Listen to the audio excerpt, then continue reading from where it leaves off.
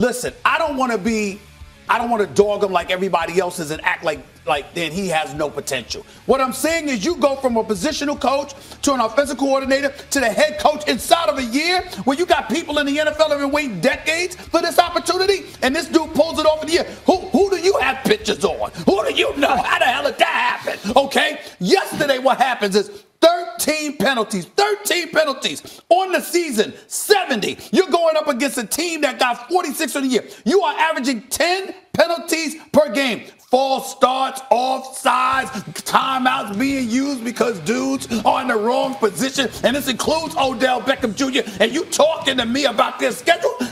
A legitimate argument could be made that the Cleveland Browns don't know how to play football. And I don't mean literally as a talent. I'm talking about as a team.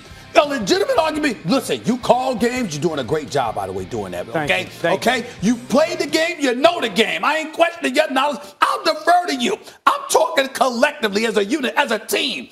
A legitimate argument can be made. They don't know how to play football. So when you talk to me about a schedule, I'm saying, wait a minute. Don't you first have to know how to play together as a team? Don't you have to know the rules? Don't you have to know how to avoid false starts and offsides and all of this other? Don't you have to know encroachment? That's right. Don't you have to know these things? Evidently, they don't. And that is the problem with the Cleveland Browns. You got a second-year quarterback and a rookie coach who had no business being there. And, oh, by the way, the only reason he was there is because the rookie quarterback wanted him in Baker Mayfield last year. And John Dorsey, who's otherwise in terms of accumulated talent, has been impressive. But, my God, you're going to defer to Baker Mayfield. Their interim coach is doing pretty good, too. Greg Williams should have still been a damn head coach. That's the problem with the Cleveland Browns. Go ahead. Stephen A. is right about this football team, and I was the one leading the charge about the Browns in the offseason. It's a big problem if you can't admit when you were wrong. I was wrong about the Cleveland Browns. I was wrong about Baker Mayfield and Freddie Kitchens. That's just the reality. Because I'm off the bandwagon, and this is why. I go back to week 1 when we sat in here. We talked about the performance against the Tennessee Titans. We talked about 2 things that were the major theme of that football game: penalties and turnovers. Well, I sit here in week 8, and I'm talking about the same thing: penalties and turnovers. So until you prove to me that you can fix those things, that you get those things rectified, I can't stay on your bandwagon anymore. I can't tout you in your talent anymore. I look at yesterday's game. You averaged more yards per play than the Patriots did. Yet you beat yourselves, and that's been the storyline every week for the Cleveland Browns. To your point, Stephen A., about knowing how to play football. The Cleveland Browns, and we talk about, man, they got to figure out a way to win a football game. No, they got to figure out a way not to lose a football game, because it's the same stuff that we've been talking about week after week with them, is the penalties and the turnovers. You go to New England and you spot them 17. You do the one thing you can't do: turn the football over on 3 straight plays. 3 turnovers. And that's why I would argue yesterday, play caller-wise, Freddie Kitchens was good. Play call-wise, Freddie Kitchens was good. Head coach-wise, he was bad.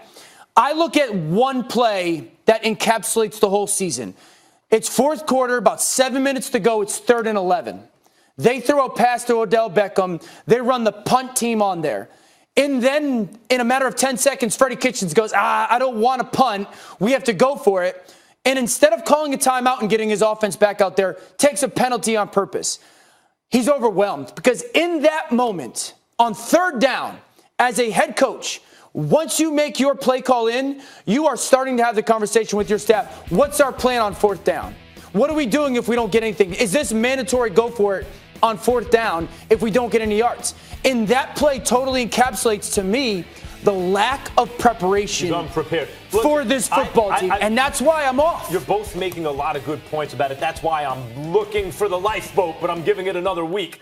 I thought this doesn't surprise me, that stuff. Although maybe this deep it surprises me that they're no better than they were week 1. I'll say this: the reason I still like them to make the playoffs, in spite of the fact I still mentioned Zeitler and the turnover and guys have to learn how to play together, rookie head coach, is they had so much talent. I thought it could be an eraser. But if you look at it, Odell Beckham has basically not gotten the ball all year. He has one TD catch on the season. Right, and Belichick, by the way, one TD catch on the season, week 2 against the Jets. Doubled wrong one. Belichick doubled him as everyone else did. You bracket him, you do things to take him out of it. Other guys got to make plays. But when the ball came to him, he dropped it. Yeah. Like, the talent has not been the eraser. And the difference between 1 or 2 games like that being 2-5 or 3-4, 4-3 is the whole difference. I would say to you that's being a bit excessive. The inclement weather did factor into the equation. And not only that, if you ain't accustomed to seeing the damn ball, and then the first time you see it is in pouring rain with Belichick's defense going up against you, errors are bound to happen. But in the end, what it comes down to is this.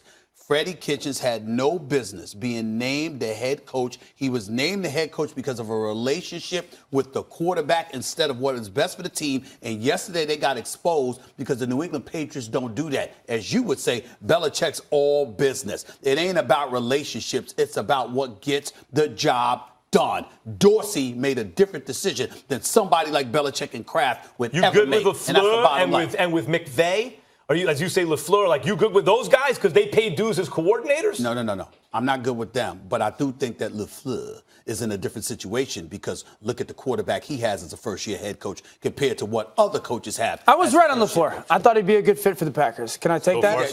Yeah. Can I take that? That. You get one win for today. That doesn't mean he deserved it when your offense was 27th ranked as an offense coordinator. We got to leave it there. Dan, sticking around. The Eagles fly north to Buffalo and come out with a huge win, but find out why you shouldn't buy the Philly special the rest of the season. That's coming up next. I see your face, Dan. Do you disagree with that?